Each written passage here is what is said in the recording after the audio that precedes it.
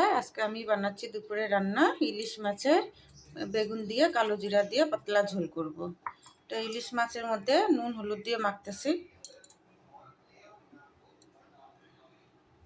বেগুনটা কাটে রাখছি।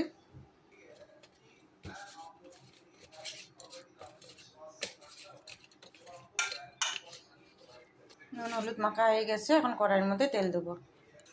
কড়াইয়ের মধ্যে তেল দিচ্ছি, কড়াই গরম হয়ে গেছে। তেল গরম হয়ে গেছে, মাছ ভাজা হয়ে গেছে, সব নামাই নেব। একটু তেল ওটা রাখবো, বেশি আছে। এই তেলটা পরে দেবো উপরে, সবজির উপরে।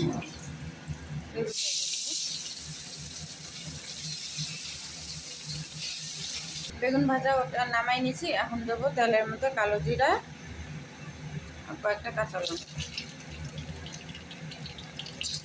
হলুদ, নুন।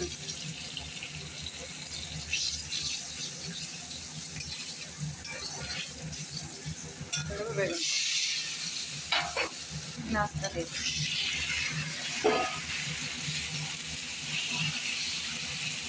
দেবো জল। সবজি হয়ে গেছে, এই যে তেলটা যে ওটা রাখছে, এই তেলটা এখন উপরে দেবো। ইলিশ মাছের ঝোল হয়েই গেছে।